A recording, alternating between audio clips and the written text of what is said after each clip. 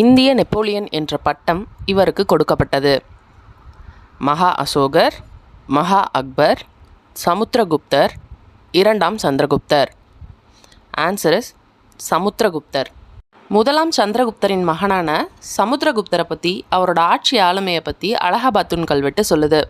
இந்த கல்வெட்டில் 33 வரிகளில் நாகரி வடிவத்தில் சமஸ்கிருதத்தில் அரிசேனர் அப்படிங்கிறவரால் பொறிக்கப்பட்டது தான் இந்த கல்வெட்டு.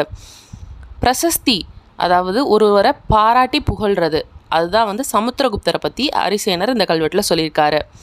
வட இந்தியாவில் 9 அரசர்களையும் தென்னிந்தியாவில் 12 அரசர்களையும் தோற்கடிச்சிருக்காரு.